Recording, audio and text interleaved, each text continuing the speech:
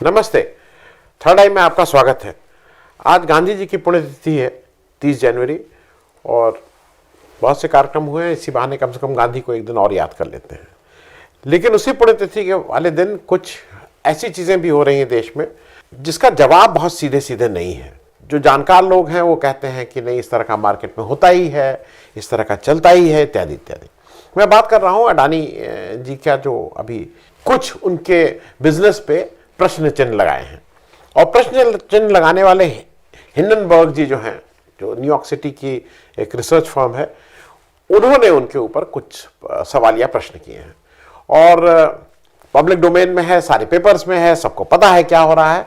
और कुल उन्होंने, जब ये सारा चीज़ें मीडिया में आई और पब्लिक डोमेन में आई, तो पता ये लगा कि 106 पेज की एक रिपोर्ट तैयार की है। और उन्होंने बताया कि ये करीब हम 2 साल से, मैं उसको रिपीट कर रहा हूँ उन बातों को, आप नहीं पहले भी जानते हो, 2 साल से वो इस पर रिसर्च कर रहे थे। डीपली रिसर्च है, सारे पेपर हैं, सारे वो हैं। और उसमें उन्होंने 88 क्वेश्चंस पूछे अडानी जी की कंपनी से कि भाई आप इन प्रश्नों के जवाब दिए। और ऐसे ही होता भी है। उसमें से बहुत से प्रश्न थे और उनका कहना यह था कि ये जो टोटल ग्रुप है उसने मार्केट को ठीक से मैनिपुलेट किया है और उसकी जो रियल वैल्यू है वो उतनी नहीं है, इत्यादि इत्यादि। तो सबसे पहला रिएक्शन जो अडानी जी का आया, भाई बड़े आदमी जिनके प्राइवेट जहाज पे बैठ के मोदी जी प्राइम मिनिस्टर की शपथ लेने अगर आ रहे हैं 2014 में, तो बड़ा आदमी होगा। खैर, उनका पहला रिएक्शन आया जब ये हिंडनबर्ग की रिपोर्ट आई, उन्होंने कहा कि कोर्ट में ले जाने की धमकी, और उनसे कहा कि आपके ऊपर हम मानहानि का मुकदमा करेंगे। ये बहुत स्टैंडर्ड रिएक्शन था और जनरली जैसे होता है, लोग डर जाते हैं। मेरे शो में एक रवि नायर जी आए थे अभी 2 दिन पहले, पत्रकार हैं, किताब लिखते हैं, पत्रकार हैं। उनके ऊपर अंबानी जी, छोटे अंबानी जी ने 5,000 करोड़ रुपए का मानहानि का मुकदमा कर दिया था। उनकी तनख्वाह 5 लाख नहीं होगी, उनके ऊपर 5,000 करोड़ का मुकदमा। तो उसी तरह की एक प्रैक्टिस थी। लेकिन हिंडनबर्ग ने कहा कि आई वेलकम दिस, मैं चाहता हूं कि आप कोर्ट में आइए। और उसने ये भी कहा कि आप अमेरिकन कोर्ट में आइए, यहां सब दूध का दूध पानी का पानी हो जाएगा। आप भी अपने कागज दीजिए, मैं भी अपने कागज दूं। और अमेरिकन कोर्ट का एक खतरा हिंडनबर्ग के लिए यह है कि वो वहीं को बिलोंग करते हैं, न्यूयॉर्क सिटी को। और अगर वहां कोई एडवर्स जजमेंट कुछ ऐसा होता है ऊंच नीच, तो उनके लिए खतरा ज्यादा है, क्योंकि उनको वहां पे कुछ ना कुछ तुरंत ट्रायल और तुरंत उनके ऊपर सजा हो सकती है। खैर, इस 88 जो क्वेश्चंस थे उसका फिर बहुत कुछ बातचीत करके एक जवाब 413 पेज का, 413 पेजेस का एक जवाब अडानी जी की तरफ से हिंडनबर्ग जी को गया और पब्लिक डोमेन में भी आया, सबको सार्वजनिक किया गया। जहां पे मुख्य रूप से ये कहा गया, जो उसका मूल तत्व है वो मैं बता दूं। उसमें अडानी जी के कंपनी ने ये कहा कि ये किसी कंपनी के ऊपर अटैक नहीं है, but it is a calculated attack on India. अब ये भी इंडिया के ऊपर अटैक हो गया। वो जो पुराना है ना कि अगर आप मेरे साथ नहीं तो आप देशद्रोही, अगर आप मेरे साथ नहीं तो, मतलब जो ये तो आप सुनते ही आ रहे हैं। आप 2014 के बाद तो लगातार आपके कानों में पड़ रहा है कि अगर ये नहीं, तो वही धुन और वही चाल पकड़ी अडानी जी ने भी कि this is a calculated attack on India. उन्होंने इंडिया के ऊपर कर दिया। और फिर उनका the independence, integrity and quality of Indian institution and the growth story and ambition of India, जो भारत की जो आगे आने वाले जो भी कुछ है उसके ऊपर ही अटैक है। उन्होंने अपने को भारत मान लिया। तो भाई ठीक है, हो सकता है गौतम अडानी साहब भारत मतलब गौतम अडानी, गौतम अडानी मतलब भारत, ये हो सकता है कुछ लोगों के लिए। और जैसा होता भी जा रहा है, जितना उनके पास धन आ जा रहा है। अब गौतम अडानी जी की तरफ से इसकी टाइमिंग पे, मतलब गौतम अडानी मतलब जब मैं बोल रहा हूं तो उनकी कंपनी की तरफ से इनकी टाइमिंग पे सवाल किए गए हैं कि उनका ये कहना है कि भाई ये टाइमिंग ऑफ दिस इज, कुछ प्रश्न है, मूल प्रश्न है। पहला यह है कि ये जिस समय किया गया तो हमारा एफपीओ आने वाला था और उस एफपीओ को पंचर करने के लिए किया गया, ऐसा उनका एलिगेशन है। दूसरा, उन्होंने कहा कि ये जो रिपोर्ट है ये इंडिपेंडेंट नहीं है, ये स्वतंत्र नहीं है। अब ये किसने करवाई है, क्या करवाई है, इस पर वो चुप है। फिर कह रहे हैं नॉर ऑब्जेक्टिव, ये बहुत स्पेसिफिक भी नहीं है। मुझे तो ऑब्जेक्टिव लग रही है रिपोर्ट, अगर आप पढ़िए तो उन्होंने बहुत स्पेसिफिक चीजें बोली हैं कि इनके छोटे भाई साहब, इनके बड़े भाई साहब, इनके बहनों जी, इनके मतलब इनके बाकी उसने बहुत स्पेसिफिकली बात कही है। अब आप कह रहे हैं नहीं है, फिर कह रहे हैं nor it is well researched. अब भाई हम लोगों को ये वेल रिसर्च लग रही है कि भाई इसमें इतने जितने डिटेल दिए हैं, किस तरह से इनके सीए साहब जो हैं बच्चे, मतलब बहुत कम उम्र के लोग हैं जो इनके सीए हो गए हैं, जितना मुश्किल सीए के वो देखते हैं, सारे 2 साल तक उन्होंने रिसर्च किया है, ये कहते हैं नहीं। फिर उन्होंने कहा है कॉन्फ्लिक्ट ऑफ इंटरेस्ट है इसमें। कॉन्फ्लिक्ट ऑफ इंटरेस्ट ये कहा है उन्होंने कहा हिंडनबर्ग जी जो है वो शॉर्ट सेलर हैं। अब शॉर्ट सेलर का मतलब यह है कि आप, मैं जल्दी से 1 सेकंड में समझा दूं, आज का भाव मान लीजिए 100 रुपए है, तो और अगर मैं जान रहा हूं कि ये शेयर नीचे जाएगा तो 100 रुपए में बेच दूंगा और वो शेयर को 80 रुपए 70 रुपए जहां पे भी मैं खरीद लूंगा तो मेरा ये प्रॉफिट हो जाएगा। बेचा 100 पे, खरीदा 70 पे, अब आप कहेंगे प्रॉफिट, मेरे पास शेयर नहीं है, इट्स ऑल नोशनल। तो मैंने ये मान के कि मेरे पास शेयर है, मैंने 100 शेयर बेच दिए, नीचे 70 खरीद लिए, तो ये जो 30 रुपया है ये मेरा प्रॉफिट हो गया एक शेयर के पीछे। ये शॉर्ट सेलर है। आज मुझे एक चीज बताइए कि अगर ये शॉर्ट सेलर हैं और ये ऐसा ही है और ये कर रहे हैं, ठीक है, वो उसको शॉर्ट सेलर है, तो आज फिर क्यों आपके शेयर गिर रहे हैं? आपकी जो 7 मेन कंपनी है जिसमें अडानी लिखा हुआ है, बाकी 3 कंपनीज को एनडीटीवी और एसीसी को इसलिए नहीं, उसमें अडानी अभी नहीं जुड़ा है, उसमें अडानी एंटरप्राइजेस को ऐसा लगता है कि आपने परसों की ओपनिंग, क्योंकि वो आपका एफपीओ उसी में आ रहा है, तो आपने कुछ 100-150 रुपए उसमें बढ़ा के किसी तरह से बंद हुआ और आप उसमें मेहनत कर रहे थे। वो शेयर एक समय गया तो 2800 कुछ रुपए पे बंद हुआ है। एज कंपेयर टू फ्राइडे आपका प्राइस कुछ और है, वो आगे बात करेंगे। आपका अडानी पोर्ट फ्लैट करीब करीब बराबर 5 पैसा बढ़ के बंद हुआ है। बाकी 5 शेयर में सर्किट लगा हुआ है। सर्किट मतलब आप नीचे जो बेचने गए थे उससे नीचे मतलब ट्रेडिंग बंद कर दी गई। तो अगर आपको लग रहा है कोई शॉर्ट सेलर इतना कर सकता है, इतना कॉन्फिडेंट है और वो ऐसे कर, तो आप भी ये कर लीजिए। आपको जब ये पता है टेक्निक, तो आप भी शॉर्ट सेलिंग किया ना, करिए ना, तो आप तो ये कर सकते हैं, आपको तो ये पता ही है। हिंडनबर्ग का जो जवाब 413 पेज की रिपोर्ट का है, उसमें हिंडनबर्ग का ये कहना है कि 413 पेज में केवल 30 पेजेस आर आंसर, केवल 30 पेज का आंसर है, 350 पेज का तो एनेक्शर लगा दिया है, इत्यादि इत्यादि कंफ्यूज करने की कोशिश की गई है। और यह भी कहा है कि 88 में से 62 क्वेश्चंस आउट ऑफ 88 62 क्वेश्चंस के आंसर नहीं दिए गए हैं। अब ये देखने वाली बात होगी। अब नेक्स्ट ये समझना है कि ये मार्केट क्यों टूट रही है, market, why market is falling. और उसमें एक चीज जरा ये भी समझना है कि जो एफपीओ आया हुआ है अडानी साहब का, अडानी एंटरप्राइजेस का, वो टोटल पैसा उसमें उनको जमा, मतलब उनको रेस जो करना था वो 20,000 करोड़ करना था। टोटल शेयर इशू करने थे 4 करोड़ 55 लाख।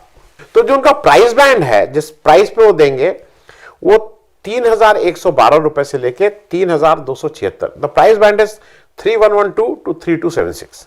इसमें वो 4.5 करोड़ शेयर उनको निकालने हैं। मार्केट में शेयर मिल रहा है, उस दिन 2750 का मिल रहा था, आज 2850 का मिल रहा है। ज्यादा में क्यों खरीदेगा कोई? आप खरीदेंगे, कोई भी खरीदेगा, लेकिन कुछ लोग हैं जो खरीद रहे हैं, कुछ वीर लोग हैं। वो वीर कौन है? एसबीआई एम्प्लॉयज पेंशन फंड है, एलआईसी है, एसबीआई लाइफ इंश्योरेंस है, एचडीएफसी लाइफ इंश्योरेंस, मतलब जितने सरकारी लोग हैं ये लोग खरीद रहे हैं। सस्ते में अवेलेबल है, खरीद रहे हैं, महंगे में कमिट कर रहे हैं कि हम महंगे में आपका लेंगे। बाजार भाव से ऊपर क्यों ले रहे हैं ये नहीं मालूम। अब दूसरा एक चीज और समझ लीजिए, क्योंकि ये इंपॉर्टेंट है।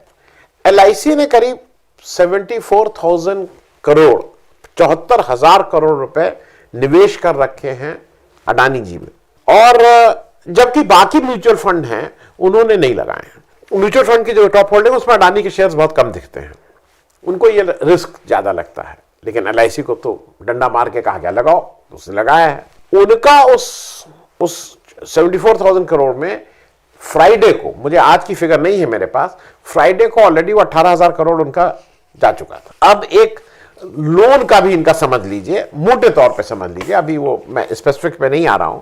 आप सुने होंगे कि लोन बहुत ज्यादा है, लोन बहुत ज्यादा है। लोन का खेल क्या है इनका? इनका खेल यह है कि इनका शेयर मान लीजिए 200 रुपए का है। अब ये उस शेयर को मैनिपुलेट करके ले जाते हैं 2,000 रुपए पे, फिर ये बैंक में जाते हैं, उस 2,000 रुपए के शेयर को दिखा के, जो मैनिपुलेटेड है, जो हिंडनबर्ग कह रहा है, ये 1,400-1,500 रुपए का कर्जा ले लेते हैं। शेयर 200 रुपए का, मैं ले गया उसको 2,000, लोन ले लिया मैंने उस शेयर को प्लेस करके 1,400 रुपए का। ये टोटल गेम है। दूसरा एक छोटा सा मैं और इसलिए बता दूं कि कैसे क्या क्या कहां कहां हो रहा है। सरकार से ये कहते हैं मैं आपका पोर्ट चलाऊंगा, मैं आपका एयरपोर्ट चलाऊंगा। हालांकि एयरपोर्ट में एक समय प्रावधान था कि 3 से ज्यादा एयरपोर्ट एक कंपनी को नहीं दिए जाएंगे, लेकिन चूंकि अडानी जी आ गए तो ये रूल को चेंज किया गया, अब आप कितने भी ले सकते हैं। खैर, अब आपने एयरपोर्ट ले लिया या पोर्ट ले लिया या सरकारी कोई भी चीज ली, ये आपको लीज पे मिली, आप इसके ओनर नहीं हुए हैं, क्योंकि ओनर होते तो आपको बहुत पैसा देना पड़ता, तो आपने कम पैसा दिया और आपने इसके लीज ले ली। और ये लीज आप बैंक में गिरवी रख के इसके अगेंस्ट लोन ले रहे हैं, जबकि पुराना कानून ये था कि आप लीज की हुई प्रॉपर्टी को एज कोलेट्रल गिरवी नहीं रख सकते थे। तो एक ये है। एक और आपको इंटरेस्टिंग, इसलिए ये इंटरेस्टिंग नहीं है, ये किस बुरी तरह से धांधली चल रही है उसका वो है। झारखंड में एक जगह है गोड्डा, गोड्डा में अडानी जी का एक पावर प्लांट लग रहा है जो 100% एक्सपोर्ट यूनिट है, और इससे जो पावर जनरेट होगी वो सप्लाई होगी बांग्लादेश में। और ये थर्मल पावर प्लांट है, याद रखिएगा, ये हाइड्रो या वो नहीं है या ग्रीन नहीं है, थर्मल है। और ये सारा कुछ इनको परमिशन और इसके बाद का, ये सब 2014 में के बाद की बात है, उससे पहले नहीं है। जो कहते हैं ना, ये सब 2014 के बाद है। 800 मेगावाट के दो हैं, मतलब 1600 मेगावाट का है। उसके लिए 425 हेक्टेयर जमीन ले चुके हैं। उसके बाद उन्होंने दौड़ धूप करके उसको एसईजेड भी घोषित करवा लिया, अब वो एसईजेड हो गया है। अब एसईजेड से क्या होगा, जो पावर ये यहां जनरेट करेंगे जो 100% बांग्लादेश में जाएगी, उस पर कोई इनकम टैक्स नहीं रहेगा। उसमें टैक्स की बहुत कंसेशंस है, बहुत एक्सपोर्ट पे। उसमें there is no licence required for import. आप कोयला इंपोर्ट करना है, कुछ करना है, कोई लाइसेंस की जरूरत ही नहीं, क्योंकि आप एसईजेड में आ गए। नो रूटीन, और ये इंपॉर्टेंट है और सुनिएगा, no routine examination by custom authorities of export and import cargo. कोई इंस्पेक्शन नहीं होगा। मुद्रा पोर्ट में क्या हो रहा था, सबसे ज्यादा ड्रग कहां पकड़ी गई है, ये आप अपना गूगल करके देख लीजिएगा। अब इसका कोयला जो है वो भी है कि इसका कोयला विदेश से इंपोर्ट होगा, ऑस्ट्रेलिया से मुख्य रूप से, और भी कंट्रीज से कोयला आएगा बाहर से। कोई लोकल एम्प्लॉयमेंट जनरेट नहीं हो रहा है कि लोकल कोयला खदानों में काम मिल रहा है। लोकल जो हमारी कोल इंडिया की खदानें हैं जिनके पास कोयला है उनको नहीं है, विदेश से इंपोर्ट हो रहा है। अब वो मैं उसकी टेक्निकलिटी में नहीं जा रहा हूं। कुछ लोग कहेंगे कि मैं कोयला जानता हूं, मैं कोयले को मैंने ये इस काम को मैंने खुद अब किया है, मतलब मैं जब नौकरी में था। जो इंपोर्ट किया जा रहा है ये सारा कुछ 100% इंपोर्ट है। अब कोई लोकल इससे एम्प्लॉयमेंट भी नहीं। अब एक तरफ तो देश में ग्रीन एनर्जी फलाना एनर्जी, ये करो, अब घर के ऊपर वो लगा लो, मतलब जो बिजली से कैसे पैदा करेंगे सूरज से, इत्यादि इत्यादि। और यहां पे क्या हो रहा है, आप थर्मल पावर प्लांट बना रहे हैं, वो भी 100% एक्सपोर्ट के लिए। क्यों? प्रदूषण हमारे यहां, प्रदूषण हिंदुस्तान में, माल बांग्लादेश में। ये कहीं सुना है आपने इस तरह की बातें? भाई जब, अच्छा वो भी कोयला तुम इंपोर्ट करके ला रहे हो, तो जब ऐसा ही तुम्हारा कोयला तुम इंपोर्ट करो, एक्सपोर्ट करना है बांग्लादेश, तो बांग्लादेशी में जाके क्यों नहीं लगा दे रहे हो? Why you are using Indian soil? ये कोई पूछेगा कि नहीं पूछेगा? और उसमें भी हिंदुस्तान को ना टैक्स में भी कोई वो नहीं मिल रहा है कि हिंदुस्तान को अपने टैक्स, एक तरह से रेवेन्यू को कॉम्प्रोमाइज करना पड़ा ये सब। लेकिन आप अडानी जी तो अडानी जी है। गोड्डा का एक एग्जाम्पल दिया, इस तरह के एक नहीं हजारों एग्जाम्पल है। आप जो इनका कागज उठाइएगा वहां इस तरह का कुछ ना कुछ मिल जाएगा। एक बात और मैं इसके साथ खत्म करूंगा, एक बात मैं जल्दी से और बता दूं, और वो मैं एक टेबल लगा रहा हूं। वो टेबल आज जिस समय मैं इस शो को रिकॉर्ड कर रहा था उस समय का है। उसमें ये जब क्राइसिस शुरू हुई थी, 2 नंबर 3 नंबर पे सबसे दुनिया के सबसे धनी व्यक्तियों में थे। ये कल गिर के फ्राइडे को 7 नंबर पे आ गए थे। अब ये 8 नंबर पे बैठे हुए हैं। 8 नंबर और 9 नंबर में पॉइंट का दशमलव का फर्क है, कुछ 0.6 पॉइंट। तो ये हो सकता है कि अब तक ये 9 नंबर पे आ गए हों, और 8-9 एक साथ अगर हैं, दोनों 86% मान लीजिए, तो 84% पे मुकेश अंबानी जी बैठे हुए हैं। तो ये थोड़ा मुश्किल जगह पे हैं। मैंने एक टेबल जो ये लगाई है वो आपके लिए इसलिए लगाई है कि आप उसको जरा देख लीजिए, और उस टेबल में जो पहले 10 व्यक्ति हैं दुनिया के सबसे धनी व्यक्ति, वो क्या रैंक है, नेटवर्थ है, कंट्री है, लेकिन उसके बाद वो क्या बनाते हैं, आपने उनके नाम सुने होंगे। जो पहले हैं लुई वितो बोलते हैं, शायद बहुत महंगे फैशन के हैं, मतलब हम लोग क्या है कब सोचा ही नहीं जा सकता है। दूसरा टेस्ला आपने सुना ही है, स्पेस, वो आपने सुना है, अमेजॉन, ओरेकल, माइक्रोसॉफ्ट, ये सारे कुछ जो हैं वो ब्रांड आपको पता है कि लोग कुछ बनाते हैं जिसको अगर उस भाषा में कहें there is something on the shelf which you can buy, वहां कुछ है जिसको आप खरीद सकते हैं। रिलायंस भी अब, पहले नहीं रिलायंस भी, अब जियो है कम से कम उसके पास। भाई साहब के पास क्या है, खुद सोचिएगा। अडानी जी हमारे, what is there for him जो कोई खरीद सकता हो, माइक्रोसॉफ्ट, गूगल, मतलब there are things which can be, which are there on the shelf, जिसको बोलते हैं what is there on the shelf as far as mister Adani is concern, दोस्ती है। मेरे ख्याल में अडानी जी का जो, और शायद जीवन का बहुत अहम पहलू है, दोस्ती है। आपके पास सब कुछ हो, मेरे पास दोस्त है। तो लेट अस प्रे कि दोस्ती देश से बड़ी ना हो जाए, दोस्ती दोस्ती रहे, देश देश रहे, क्योंकि कभी कभी दोस्ती के चक्कर में लोग मालूम नहीं क्या क्या कर जाते हैं। तो इस समय थोड़ी मुश्किल हालात हैं। आज शेयर मार्केट ने भी बहुत अच्छा रिस्पांस नहीं किया है, मुश्किल है।